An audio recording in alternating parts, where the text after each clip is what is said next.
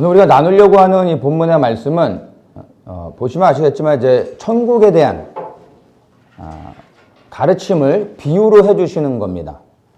이 천국의 비유는 굉장히 중요합니다. 구약과 신약을 통틀어서 하나님 나라, 그러니까 천국이라 하면 하나님 나라죠. 하나님 나라에 대해서 가르쳐 주신 분은 예수님밖에 없습니다. 구약의 그 어떤 탁월한 선지자도 천국에 대해, 하나님 나라에 대해서 설명해 준 사람이 없습니다. 가르칠 수 있는 사람이 없습니다. 왜냐하면 가보지 않았기 때문에. 가봤다 한들 가르칠 수가 있겠습니까? 본 것만 말할 뿐이지. 신약도 마찬가지고요. 오직 예수님만이 천국에 대해서 가르쳐 주실 수 있습니다.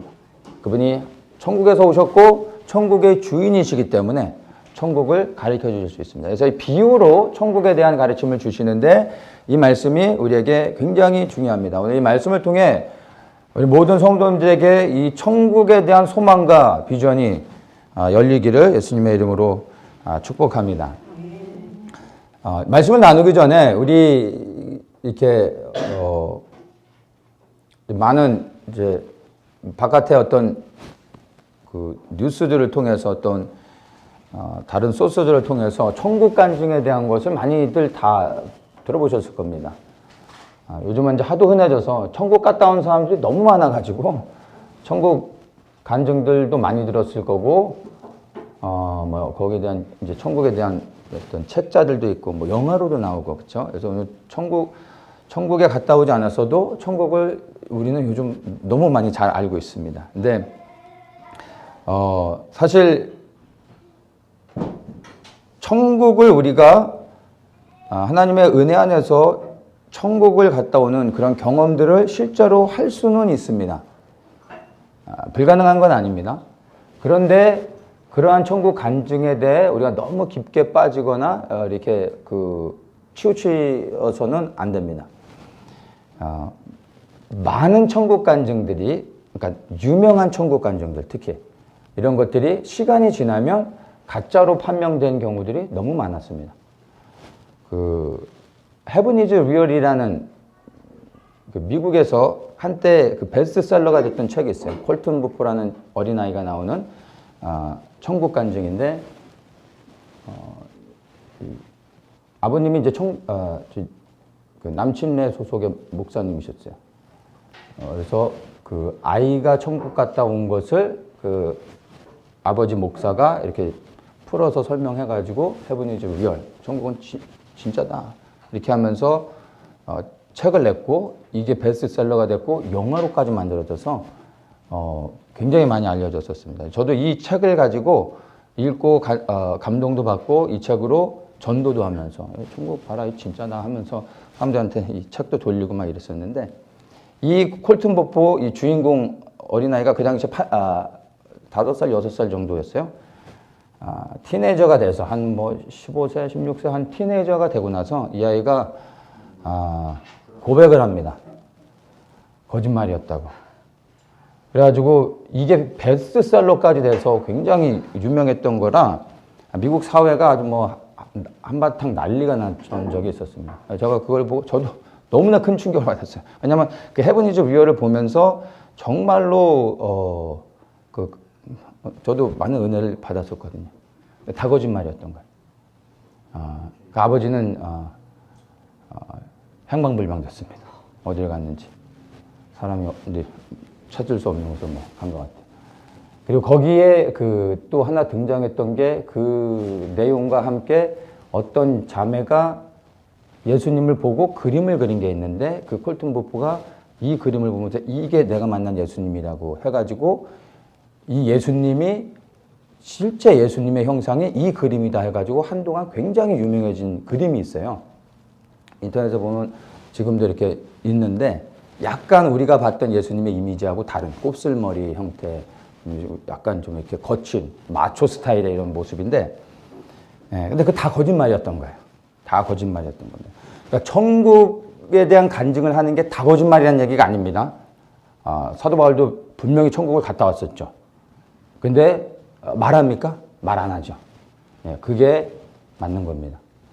개인적으로 천국을 경험하지만 여러분 그거를 뭐 다 나눈다고 뭐 은혜되는 것도 아니고 본 게 다 100% 리얼이라고 말할 수도 없고요. 그냥 갔다 왔다고 주변에서 얘기하시는 분이 있으면 뭐 그러려니 하십시오. 뭐 그거 가지고 뭐 댓글 걸 필요는 없는데 그걸 다 믿을 필요도 없고요. 참조만 하면 됩니다. 중요한 건 내가 천국을 갔다 왔냐 아니면 몇 번을 갔다 왔냐 이런 게 아니라 천국을 혹시 갔다 왔다 하더라도 그것 때문에 내가 천국에 가게 되는 것은 전혀 아니죠. 전혀 상관이 없는 겁니다. 중요한 건 이 땅에서 천국 백성으로 말씀에 순종하며 살아가는 자가 천국에 들어가는 겁니다.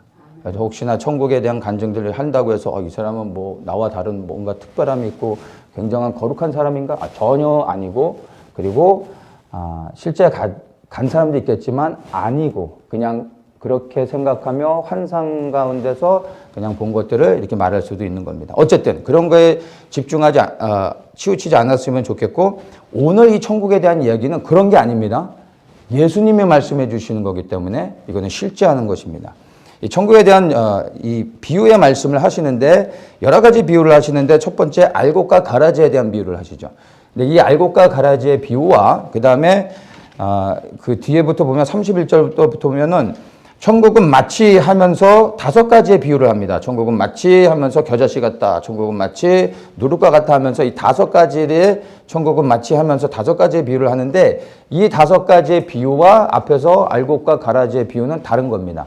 그러니까 똑같은 비유의 말씀인데 알곡과 가라지의 비유는 천국을 알곡과 가라지로 비유하면서 천국이 어떻게 이 땅 가운데서 이루어져 가는지를 알곡과 가라지의 비유를 통해서 설명해 주는데 이것은 실제입니다. 천국에 대한 실제를 말해 주는 거고요. 그리고 천국은 마치 하면서 5가지의 이 천국 비유는 천국에 대한 설명을 해 주는 건데 더 중요한 것은 이 각각의 비유 안에 천국에 대한 독특한 메시지가 담겨져 있습니다. 그래서 이것은 메시지를 발견해야 됩니다. 그래서 우리가 이 비유의 말씀들을 하나씩 보면서 우리가 살펴보도록 하겠습니다. 24절에 보면은 예수께서 그들 앞에 또 비유를 베풀어 가라사대 천국은 좋은 씨를 제밭에 뿌린 사람과 같으니 하면서 이제 비유를 시작하십니다. 그래서 사람들이 밭에다가 씨를 뿌렸어요. 좋은 씨를 뿌렸고 잠을 잤는데 그 잠을 자는 동안에 원수가 와서 그 밭에다가 가라지를 뿌려버린 겁니다. 그리고 시간이 지나서 싹이 나고 자라고 열매를 맺을 때가 돼서 봤더니 이 가라지도 함께 자라버린 거예요.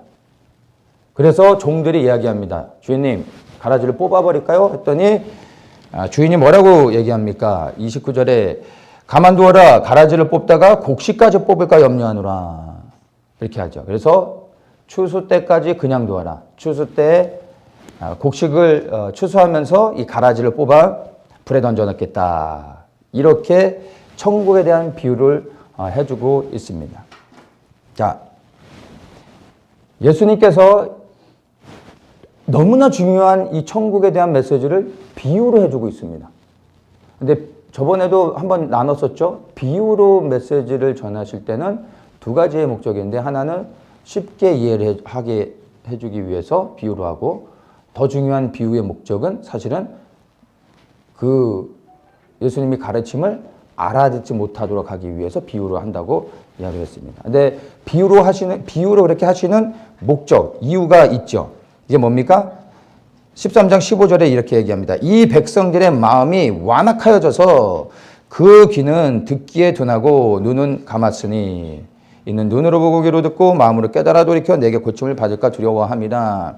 마음이 완악하여져서 이제 그들의 눈을 가렸다라고 말하고 있습니다. 이게 이제 비유로 하시는 목적이라는 겁니다. 그러니까 우리가 잘못 이해하면 안 되는 게 예수님께서 어떤 사람들을 마음을 완악하게 해서 이 하나님의 말씀을 듣지 못해서 지옥에 가게 만들려고 했던 게 아니라 끊임없이 하나님의 사람들을 보내고 말하게 하시고 듣게 하셨음에도 불구하고 이들의 마음이 완악하여져서 듣지 않고 귀를 막고 마음을 닫고 눈을 가리고 그리고 굳어진 마음 가운데서 돌이켜 회개하지 않았기 때문에 하나님이 그들을 향하여 작정된 심판이 예배되어졌다라는 것을 돌려서 말씀하신다는 것을 우리가 이해를 해야 됩니다. 그래서 하나님이 듣지 못하게 하시는 것이 아니라 사람들이 스스로 귀를 막고 듣지 않았기 때문에 하나님께서 내가 이들로 하여금 듣지 못하게 하겠다 이렇게 말씀해 주신 겁니다. 그런데 이렇게 중요한 비유의 말씀을 하시고 난 다음에 가만히 두면 이 비유를 풀어서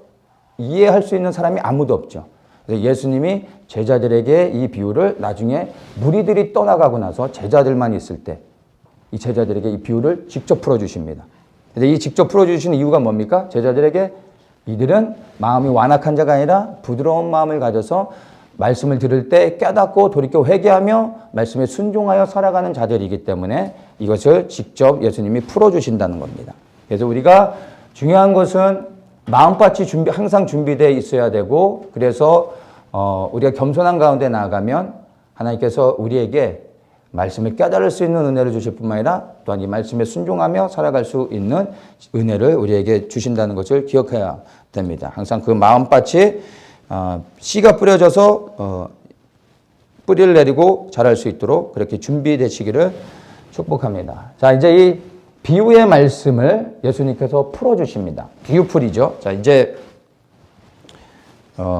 이 비유풀이를 먼저 보겠습니다. 37절부터 보면은 이제 비유를 풀어주시는데, 좋은 씨를 뿌리는 이는 인자요, 하나님이란 얘기죠. 밭은 세상이요, 좋은 씨는 천국의 아들들이요. 천국의 아들이라 하면 하나님 나라의 백성들, 즉 하나님께 속하여 하나님의 말씀에 순종하는 자들, 이 사람들이 좋은 씨라는 이야기입니다. 가라지는 악한 자의 아들들, 마귀의 자녀들, 즉 마귀에게 속하여 마귀의 뜻에 따라 이 악한 일을 하는 자들이란 얘기죠. 가라지를 씹는 원수는 마귀요, 추수 때는 세상 끝이요, 추수꾼은 천사들이니, 이렇게 설명해. 그러니까 비유풀이를 보면은 아주 명확하게 탁탁탁 떨어져 나가고 굉장히 시원하게 설명이 딱 되죠. 그냥 비유를 들을 때는 알 것 같기도 한데 잘 모르겠고, 그렇죠? 그런데 이 예수님이 비유를 풀어주니까 너무 시원스럽게 이게 그냥 한눈에 속속속 들어오는 거죠. 자, 여기서 이제 중요한 게, 저번에 한번 우리가 마태복음 9장을 나눴을 때 제가 이 마태복음 9장에서 예수님께서 9장 38절에 이렇게 얘기하죠. 그러므로 추수하는 주인에게 청하여 추수할 일꾼들을 보내주소서, 이렇게 기도하라고 예수님이 가르쳐 주셨습니다. 제자들에게 추수할 일꾼들을 보내주소서 이렇게 기도하라고 했고, 그 추수할 일꾼들이 천사들이라고 제가 말씀을 드렸어요. 자, 13장 39절 다시 한번 봅니다. 추수 때는 세상 끝이요, 추수꾼은 천사들이니. 예수님이 직접 풀어서 말씀해 주시는 거죠. 우리가 기도해서 구해야 될 추수꾼은 천사들입니다. 그래서 우리가 기도할 때 하나님이 천사를 보내셔서 이 천사가 마지막 때 하나님의 추수를 감당하는 겁니다. 그 천사들이 와서 무엇을 합니까? 40절, 가라지를 거두어 불에 사르는 것 같이 세상 끝에도 그러하리라. 추수꾼들, 천사들이 와서 하나님의 심판을 대행하는 겁니다. 이 일이 속히 일어날 수 있도록, 다른 말로 하면 심판을 위하여 구하라. 추수꾼들을 보내달라고 하는 기도는 이제 하나님의 심판을 구하는 기도하고 연결이 되는 겁니다. 그래서 이 추수꾼은 예수님이 직접 말씀해 주신 겁니다. 명확하게 성경적 해석은 단 하나입니다. 추수꾼은 천사들입니다. 근데 이것을 우리가 개인적으로는 적용할 수 있어요. 내가 추수꾼이 되어 복음을 전하는 자로 살아가겠다라는 것을 개인적으로 적용을 할 수 있지만, 성경적 해석은 단 하나입니다. 천사들이라는 겁니다. 이 부분에서 여러분들이 명확하게 이해를 해주면 좋겠습니다. 자, 그리고 이것을 더 설명하기 전에 이 비유풀이를 이렇게 하니까 너무나 시원스럽고 귀에 쏙쏙 들어오죠. 그래서 비유풀이로 성경을 가르쳐주는 경우들이 많이 있습니다. 그리고 이 비유풀이가 알레고리적 해석 방법으로 해가지고 나중에 어거스틴을 통해서 교회 안에 신학으로 자리를 잡게 됩니다. 근데 이 어거스틴이 회심하여 하나님께 돌아오기 전에 마니교에 몇 년 동안 심취해 있었는데, 이 마니교는 이단입니다. 이 이단 마니교가 가장 잘했던 게 뭐냐면 비유풀이였어요. 모든 이단들은 반드시 비유풀이를 합니다. 비유풀이 없이는 교주가 하나님이 될 수 없어요. 모든 이단은 반드시 비유풀이를 합니다. 이 비유풀이에 탁월합니다. 누구도 따라갈 수 없는 탁월함을 갖고 있습니다. 이게 되니까 사기를 칠 수 있는 거죠. 그래서 신천지는 비유풀이를 쫙 하는데 결국에는 이만희가 하나님이에요. 비유풀이를 처음부터 배우면 끝에는 진짜 이만희가 하나님이 될 수밖에 없게 갑니다. 근데 처음에 비유풀이는 성경적으로 가죠. 되게 은혜스럽고 재밌어요. 이런 식으로 하나씩 하나씩 딱딱딱 맞아떨어져 가는 거예요. 그러니까 너무 재밌어요. 근데 중간에 갈수록 이제 자기들이 원하는 것으로 대입시켜서 이렇게 이제 비유를 풀다가 끝은 하여튼 이만희가 하나님이 되는 걸로 끝납니다. 근데 그것을 위해서 이들은 개혁 성경만을 씁니다. 왜냐하면 이 비유풀이를 위해서는 개혁 개정으로는 안 되나 봐요. 그래서 이들은 개혁을 봅니다. 저도 개혁을 보는데 신천지하고는 상관이 없습니다. 그래서 여러분들이 예수님이 이렇게 비유를 풀이하셨다고 해서 모든 성경에 여러분이 말씀에다가 비유풀이를 적용하려고 하면은 나중에 벗어나게 됩니다. 그래서 이것을 주의하셔야 됩니다. 예를 들어 선한 사마리아인의 비유를 비유풀이로 할 수가 있어요. 강도 만난 자, 우리죠. 강도, 사단. 선한 사마리아인, 예수님. 여관에 데려가죠. 교회. 두 랩돈을 맡기죠. 신약과 구약. 이래서 사람이 회복되어지는 겁니다. 딱 떨어지죠. 되게 은혜스럽죠. 이 비유풀이가 잘못된 거예요. 이 비유풀이 자체는 은혜스럽죠. 잘못이라고 말한다기보다는 이렇게 풀면 은혜가 되는 건 사실이에요. 뭐 성경 안에서 벗어나지는 않아요. 그런데 이런 식으로 계속 풀다 보면 내가 만드는 그 프레임 안에 내 스스로 갇히다가 나중에 벗어나게 되는 겁니다. 예수님이 직접 이와 같이 비유로 말씀하시고 직접 비유를 풀어주신 것 외에 비유풀이를 하면 안 됩니다. 그 비유풀이를 내가 은혜가 돼서 개인적으로 적용은 할 수 있어요. 감동 가운데 그렇게 적용은 되어질 수 있어요. 개인적으로. 그러나 절대로 일반화되어져서는 안 됩니다. 그게 교리가 되어지고 그게 이단이 자기들의 합리화를 만드는 게 됩니다. 그래서 절대로 여러분 비유풀이를 하지 말라는 것을 여러분들에게 이걸 나누면서 다시 한번 이제 말씀을 드립니다. 자, 그래서 중요한 것은 이 비유풀이를 통해서 제가 특별히 설명하지 않아도 비유풀이를 예수님이 해줬더니 시원스럽게 모든 게 다 설명이 되어졌습니다. 이 땅은 좋은 씨가 뿌려져서 이제 자라고 열매 맺어서 하나님이 심판하면 끝나는 겁니다. 지금 우리가 그러한 시대 가운데 살아가고 있는 겁니다. 그리고 이 땅 가운데 그렇게 천국이 이루어져 가고 있다는 것을 이 알곡과 가라지의 비유를 통해서 분명하게 말씀해 주시는데 우리가 이제 여기서 주목해야 될 게 뭐냐면 추수 때는 세상 끝이요 추수꾼은 천사들이다라고 말하면서 천사들이 추수꾼으로 와서 무엇을 하는지를 다시 한번 명확하게 이해를 해야 된다는 겁니다. 천사들이 와서 뭐 합니까? 심판하는 겁니다. 심판한다는 것은 뭡니까? 세상에 끝이 있다는 것이죠. 이것을 분명하게 우리가 기억을 해야 하는 것입니다.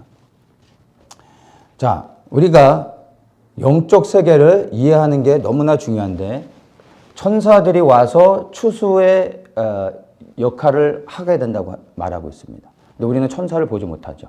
근데 천사는 실제하고 우리가 천사가 와서 추수의 역할을 할 수 있도록 예수님이 기도하라고 했습니다. 천사는 부리는 영입니다. 누군가 부려야 일합니다. 스스로 일하지 않습니다. 우리는 스스로 할 수 있습니다. 하나님이 우리에게 주신 권세죠. 하나님의 형상을 따라 지음받았게. 놀라운 겁니다. 천사는 절대 스스로 일하지 않습니다. 명령을 받아야지만 움직입니다. 누구의 명령이요? 하나님의 명령. 둘째, 하나님의 형상을 따라 지음받은 하나님의 이미지를 갖고 있는 하나님의 생명을 갖고 있는 예수 그리스도의 생명을 갖고 있는 자들의 명령에 순종합니다. 우리가 천사보다 낫습니까? 높습니까?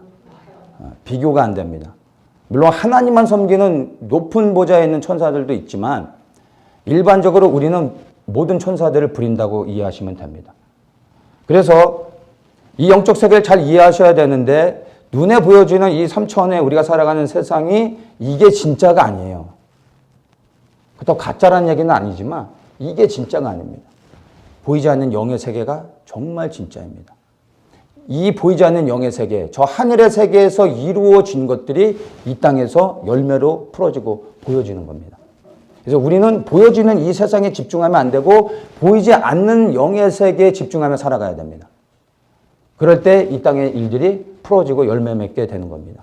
그래서 항상 이 영의 세계들을 우리가 생각할 수 있어야 되는데 이 영의 세계에서 하나님의 뜻이 이루어질 수 있도록 일하는 자들이 천사들이라는 겁니다. 여러분 천사들이랑 친하게 지내야 됩니다. 그들이 움직이고 우리가 예수 그리스도의 이름으로 명령하고 선포할 때 그 말 자체가 권세가 있어도 하나님의 뜻이 이루어지기도 하지만 천사들을 부려 하나님의 뜻이 하늘에서 이루어지도록 해야 되는 겁니다. 악한 자의 이제 영들, 즉 마귀에게 속한 악한 영들이 하늘의 세계에서 하나님의 뜻을 대적합니다. 그때 천사를 보내 하나님의 뜻이 열려질 수 있도록 천사들이 싸우게 해야 되는 거예요. 그걸 누가 해야 됩니까? 우리가 입을 열어 기도해야 천사들이 움직인다는 겁니다. 이걸 정확히 이해하셔야 돼요. 근데 기도를 하는 많은 사람들이 사실은 기도를 이렇게 저렇게 하는데 천사들을 부리는 사람들은 제가 별로 못 봤습니다. 기도할 때 천사를 부르셔야 돼요. 불러야 옵니다. 우리에겐 부를 수 있는 권세가 있습니다. 그러면 그들이 이제 일을 하는 겁니다. 어떨 때 주로 천사를 부르냐면 일반적으로 치유와 축사를 위해서 축사를 할 땐 반드시 천사를 불러야 됩니다. 근데 치유와 축사를 할 때 반드시 천사들을 불러서 명해서 천사들이 일하게끔 해야 되고 그 다음에 악한 영과의 인카운터가 일어났을 때 천사를 불러서 천사들과 하여금 싸울 수 있도록 해야 되고 특별한 보호가 필요할 때 천사들을 불러 보호하게 할 수 있습니다. 우리 하나님을 믿는 사람들, 하나님의 영을 가진 모든 사람들은 우리의 이제 수호천사라고 흔히 얘기하죠. 우리를 보호하고 지키는 천사들이 한 명씩 있습니다. 항상. 우리가 얼마나 무장되느냐에 따라 천사가 무장되어지는 겁니다. 우리가 시원찮으면 우리를 수호하는 천사도 시원찮은 거야. 같이 데리고 다녀봐야 아마 시원찮은 겁니다. 우리가 강하면 우리와 함께하는 천사가 강합니다. 네.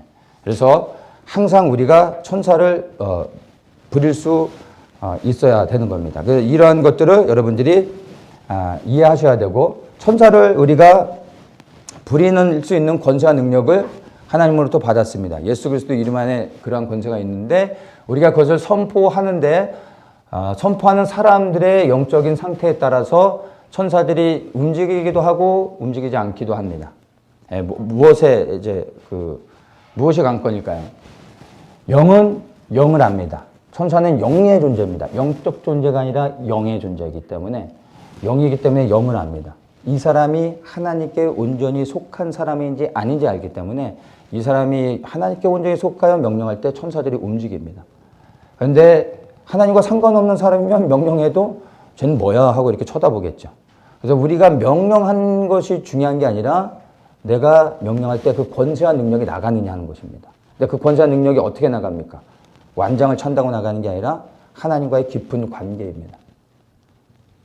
하나님과의 깊은 관계가 내게 임하는 하나님의 권세와 기름 부심의 포인트라고 보시면 됩니다. 그래서 그러한 것을 갖출 때 명령하면 하늘의 천군 천사들이 실제로 움직여지며 하나님의 뜻을 이루게 된다는 것입니다. 그래서 여러분 이 마지막 때 우리가 하나님과 더 깊은 관계 안에 들어가야 된 이유가 너무나 많죠. 그중에 우리가 그런 깊은 관계에 들어가 하나님의 세계에 하나님의 뜻을 분별하여 하나님의 뜻이 이루어질 수 있도록 보이지 아니하는 저 영의 세계 가운데 천사를 보내서 하나님의 일들을 감당하게 하는 겁니다. 그러면 우리 눈에 보여지는 이 세계에 하나님의 뜻이 하나하나 이루어지며 열매를 맺고 생명 얻는 역사가 있게 되는 겁니다. 그래서 보여지는 것에 집착하지 말고 보여지지 아니하는 더 큰 영의 세계 가운데 눈을 열어보시면서 하나님과의 더 깊은 교제 안으로 들어가 천사들을 부릴 수 있는 영적 권세를 가지시길 예수님의 이름으로 축복합니다. 아멘. 자, 이 알곡과 가라지의 비유는 제가 특별히 설명하지 않아도 이 비유풀이를 예수님이 해주셨기 때문에 여러분들이 다시 한번 묵상하면 알 수 있는 부분이고 이 알곡과 가라지의 비유를 통해서 우리가 두 가지를 좀 분별해서 보아야 됩니다. 첫째는 악한 자의 형통함입니다. 여기서 보면은 이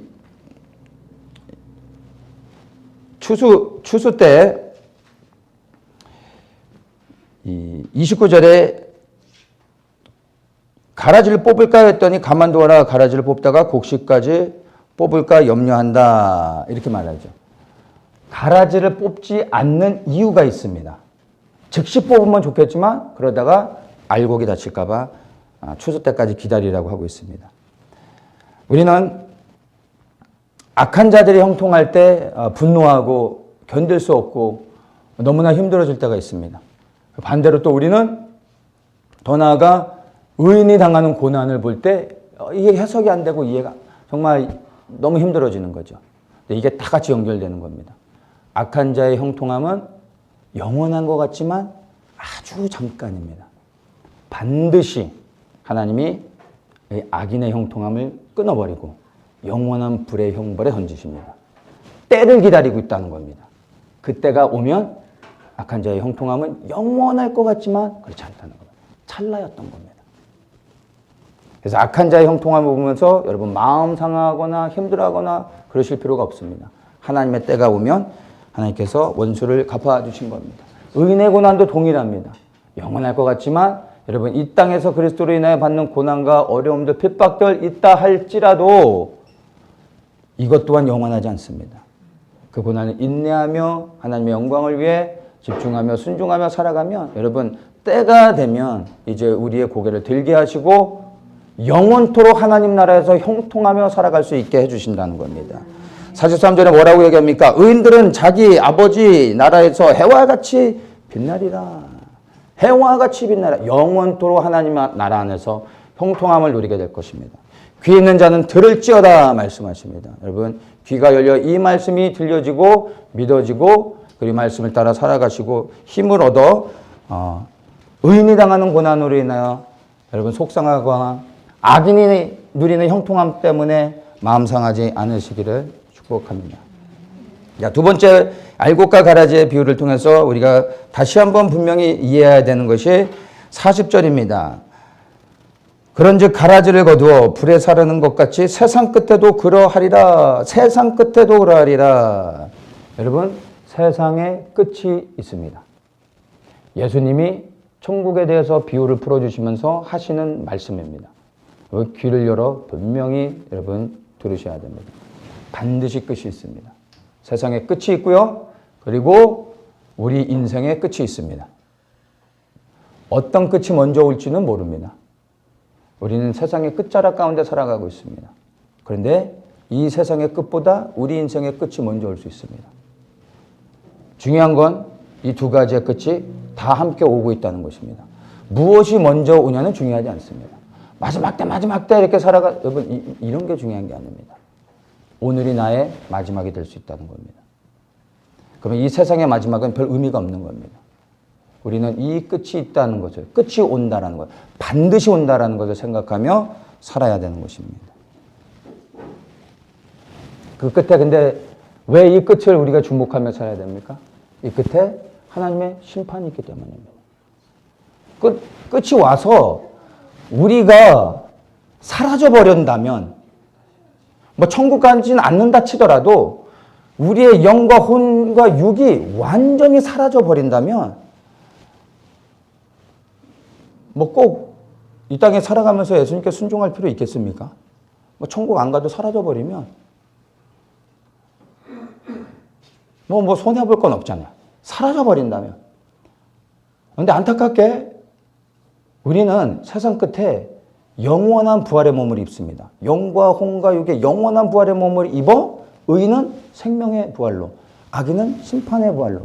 의인은 하나님 나라에서 영원토록 해와 같이 빛나고 악인은 저 타는 풀목불에 던져져서 영원토록 고통을 당하며 나오지 못하고 영원토록 고통을 당하고 끊임없이 절규하지만 영원토록 처절하게 고통당하며 살아간다는 겁니다.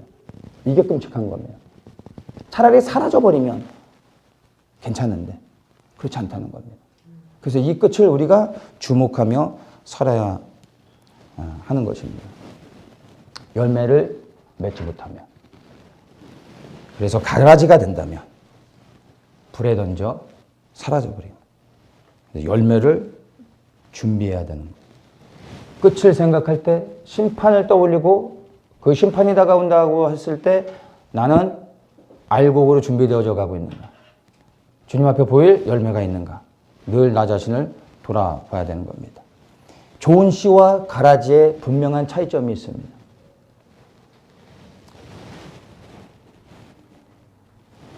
태생 자체가 그냥 좋은 씨고 그냥 태생 자체가 가라지고 이런 게 아니고요. 좋은 씨와 가라지의 구분점은 딱 하나입니다. 우리가 하나님께 속하였냐 마귀에게 속하였냐 하는 것입니다. 하나님께 속하였으면 좋은 씨가 되는 겁니다. 심겨지고 뿌리 내리고 자라고 열매 맺게 됩니다. 그렇지 않으면 가라지가 되는 겁니다. 근데 이 좋은 씨가 되는 것, 하나님에게 속한다는 것, 이것은 잠시 하나님께 속하여 머물러 있는 의미가 아닙니다. 하나님께 계속해서 속해 있어야 뿌리를 내리고 자라고 열매를 맺을 수 있겠죠. 잠시 잠깐 하나님께 있는 사람들도 있습니다. 그러나 잠시 잠깐 있다고 해서 열매를 맺을 수는 없습니다. 오늘 내가 하나님과 깊이 동행했다고 이제 천국에 들어갈 수 있다고 착각하시면 안 됩니다. 매일의 삶 속에서 하나님께 속하여 살아가야 된다는 겁니다. 언제까지요? 열매를 맺고 추수 때 곳간에 들어갈 때까지. 복음을 깨닫고 이 땅에서 예수 그리스도를 믿고 살아간다는 게 어떠한 건지를 제가 온몸으로 체감하는 순간 장수하는 게 별로 그렇게 좋은 건 아니구나 하는 걸 생각을 해봤습니다. 그래서 단명하는 게 뭐 복도 아니겠지만 중요한 건 내 인생의 끝날에 내가 알곡이 되어져 하나님에 들어가는 게 중요한 겁니다. 그래서 우리는 항상 하나님께 속하는 자가 되어줄 수 있어야 됩니다. 그러면 우리가 계속해서 하나님께 속하여 살아갈 수 있는 방법이 무엇이겠습니까? 복음서를 통해서 말씀해 주시오. 내가 십자가에 죽어지고 그리스도께서 내 안에서 사셔야 되는 겁니다. 그것만이 내가 하나님께 속하여 열매를 맺을 수 있는 유일한 방법입니다. 그런데 많은 사람들이 십자가를 체험하죠. 십자가를 통과하는데 우리가 십자가에 올라 죽어져야 된다는 것을 다 압니다. 그래서 예수 그리스도를 믿는 사람들 중에 십자가에 안 올라가 본 사람이 어디 있겠습니까? 다 올라가죠. 올라가서 매달리고 처절하게 절규합니다. 비명을 지르죠. 그리고 내려옵니다. 스스로 걸어서 내려옵니다. 그리고 십자가를 통과했다고 생각하는 거죠. 십자가를 통과하는 게 뭡니까? 올라가서 비명을 처절하게 부르는 게 통과가 아니라 거기서 소리도 못 질러 이제 죽어야 되는 겁니다. 소리를 지른다는 건 아직도 살아있다는 거잖아요. 죽은 자는 소리 지르지 않습니다. 내가 십자가에 매달려 처절하게 십자가에서 절규하고 비명을 질렀기 때문에 십자가를 통과했다고 생각하는 겁니다. 아픔을 경험했기 때문에 십자가를 통과했다고 생각하는 거죠. 이만하면 됐어 하고 내려오는 겁니다. 근데 나는 살아있잖아요. 내 뜻대로, 내 방식대로 주님을 섬기는 거죠. 이게 많은 그리스도인들의 문제인 겁니다.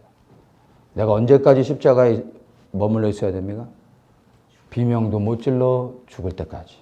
그리하여 장사되어져야 되는 겁니다. 장사되어질 때 비로소 3일 후에 그리스도께서 부활하셨던 것처럼 내가 완전히 그리스도와 함께 십자가에 올라가 죽을 뿐만 아니라 장사되어져야 그리스도의 생명의 부활의 역사가 내 안에서 일어나는 겁니다. 내가 아닌 그리스도가 나를 통치하게 되는 겁니다. 그러면 이제 내 방식대로 내 뜻대로 살아가고 내가 원하는 식으로 주님을 섬기는 게 아니라 하나님의 뜻에 나의 모든 것을 순종하며 따라가게 되는 겁니다. 이게 십자가를 통과한 사람들의 삶이 되는 겁니다. 십자가에 올라가 비명 지르지 마시고 여러분 장렬하게 전사하십시오. 무덤에 장사되십시오. 예수 그리스도의 생명의 부활이 여러분 안에서 일어나 여러분을 변화시키고 하나님의 뜻을 이루며 하나님께 속한 사람이 되어져서 열매 맺을 수 있도록 은혜를 주실 겁니다. 기억하십시오. 십자가를 통과해야지만 그 십자가 위에서 반드시 죽어서 장사되어져 오고 그리스도 안에서 부활해야지만 열매를 맺게 되는 거고 그리고 그러한 자가 하나님께 속한 자요. 그리하여 그 열매를 가지고 하나님 나라에 들어가서 해같이 영원토록 빛나며 형통한 삶을 살게 된다는 것을 반드시 기억하시기를 바랍니다. 이제 천국에 대한 이제 5가지의 비유의 말씀들을 하나씩 보면서 이 비유 안에 담겨져 있는 메시지들을 우리가 함께 보도록 하겠습니다. 31절에 천국은 마치 사람이 자기 밭에 갖다 심은 겨자씨 한 알 같으니 이는 모든 씨보다 작은 것이로되 자란 후에는 나물보다 커서 나무가 되매 공중의 새들이 그 가지에 깃들이느니라. 겨자씨의 비유는 항상 이 겨자씨는 작은 것을 상징하는 거죠. 가장 작은 씨 중에 하나가 겨자씨입니다. 근데 이 겨자씨가 심겨져서 자라면은 작게는 1, 2m에서 크게는 4, 5m까지 자랍니다. 그러면 이제 보이지 않을 정도로 작았던 씨가 열매를 맺었더니 어떻게 됩니까? 그 나무에 새들이 와서 깃들고 쉼을 얻을 수 있을 만큼 자랐다라는 겁니다. 이게 천국에 대한 첫 번째 비유입니다. 여러분, 천국은 우리 눈에 보이지 않습니다. 너무 작아 우리 눈에 보이지 않습니다. 그래서 우리는 없는 것처럼 느껴질 수 있습니다. 그러나 이 겨자씨의 비유를 통해서 분명히 알아야 됩니다. 천국은 반드시 어느 날 열매를 맺고 우리 눈앞에 영광스러운 하나님의 나라를 우리가 볼 수 있도록 해주실 겁니다. 반드시 천국은 보여지게 우리 앞에 나타나게 될 것입니다. 이것을 소망하십시오. 눈에 보이지 않는다고 천국을 믿지 않는 것이 아니라 보이지 않지만 하나님의 나라, 이 천국은 우리 눈에 보여지는 하나님의 영광으로 우리에게 드러나게 된다는 것을 여러분 믿으시고 이 천국에 대한 소망을 가지시기를 예수님의 이름으로 축복합니다. 그래서 이 천국의 소망을 가지고 살아가다 이 천국이 정말로 하나님의 영광으로서 우리 앞에 나타날 때 비로소 우리가 그 천국에서 쉼을 얻을 수 있는 은혜를 입게 되어질 것입니다. 이 천국이 실제한다라는 것을 이 겨자씨의 비유를 통해서 믿으시길 축복합니다. 33절에 두 번째 비유를 하죠. 천국은 마치 여자가 가루 소말 속에 갖다 넣어 전부 부풀게 한 누룩과 같다. 보통 일반적으로 누룩의 비유는 네거티브한 것들로 얘기하는데 이 천국 비유에서만 좋은 의미로 사용하고 있습니다. 자,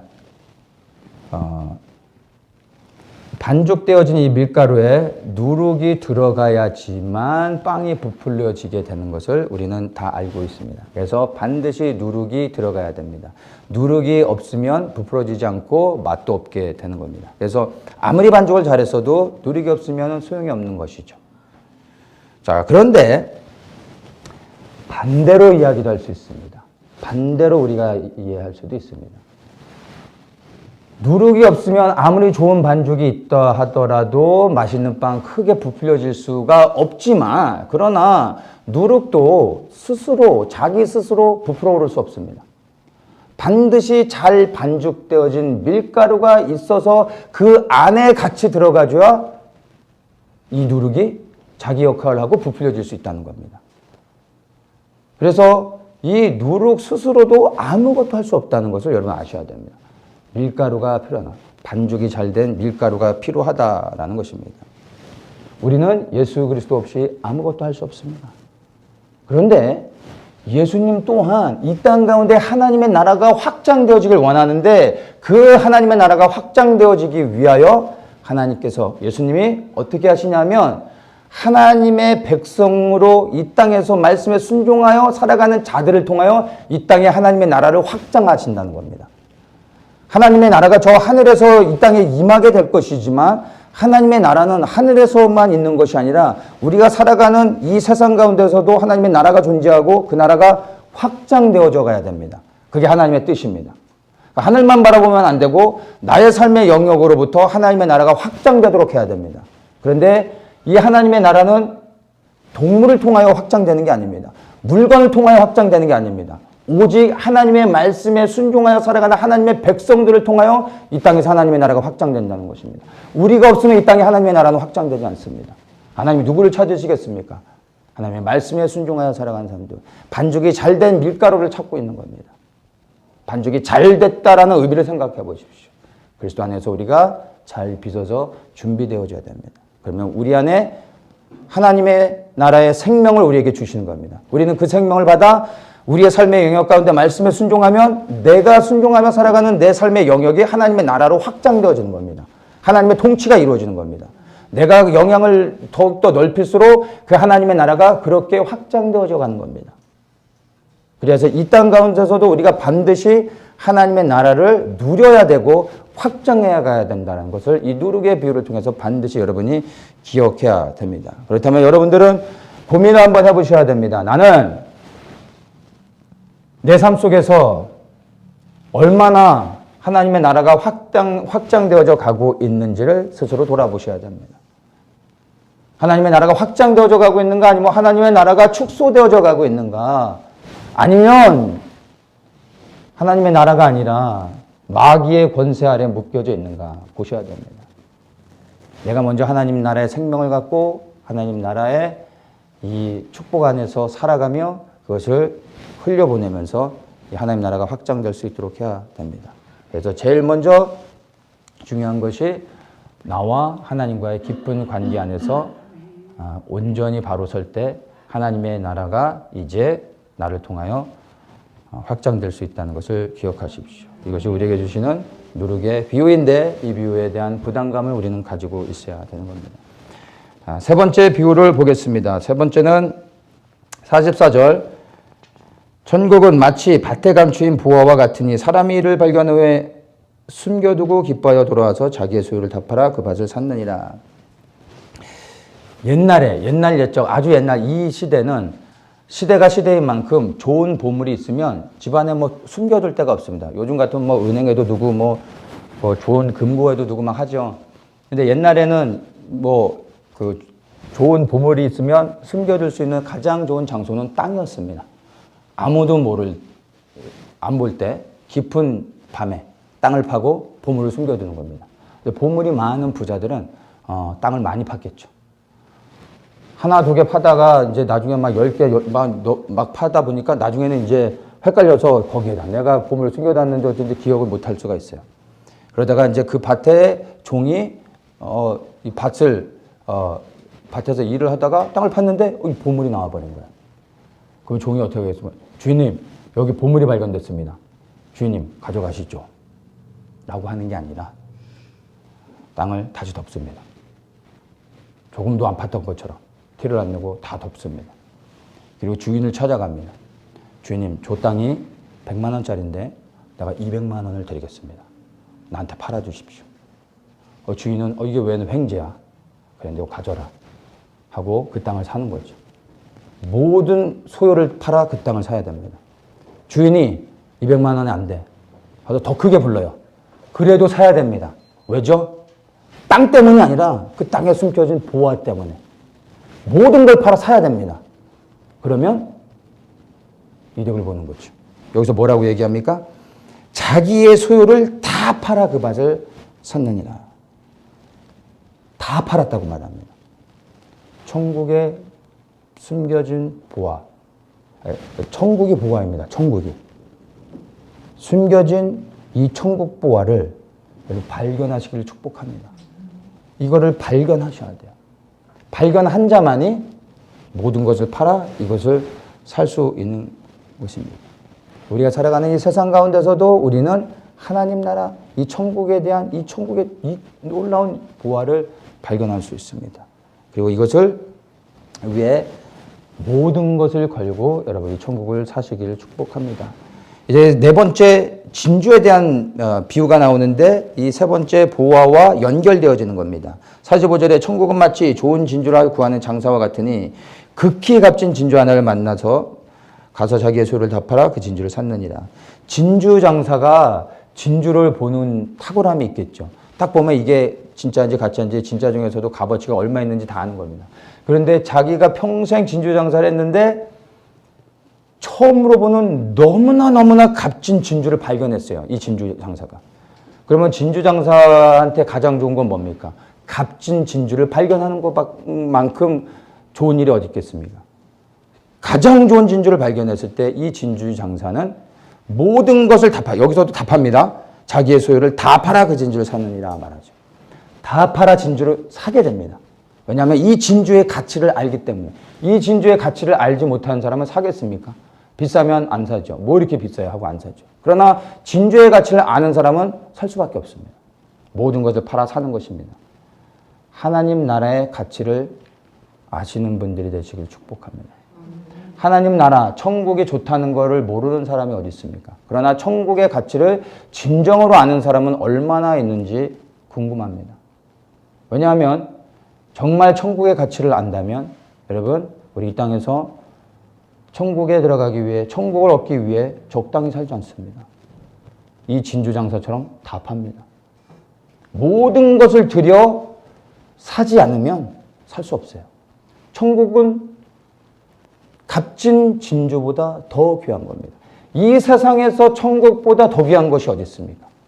근데 이 가장 값진 천국의 이 보화를 사기 위해서는 여러분 모든 걸 다 팔아야 되는 거예요. 다 팔아야 됩니다. 우리의 모든 것을 다 들여 천국을 얻어야 된다는 거예요. 근데 우리의 삶을 보십시오. 좋은 집을 사기 위해 모든 것을 들여 헌신하고 수고하고 땀 흘리고 좋은 차를 사기 위해 고생하고 눈에 보여지는 그 어떤 것을 위해 수년 동안 이를 악물고 고생하고 하는 것들은 제가 많이 봤어요, 사람들은.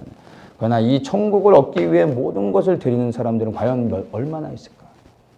이 천국의 가치를 알지 못하기 때문에 천국이 좋다는 건 알지만 진정한 가치를 알지 못하기 때문에 모든 것을 드리지 않고 있는 그러한 사람들.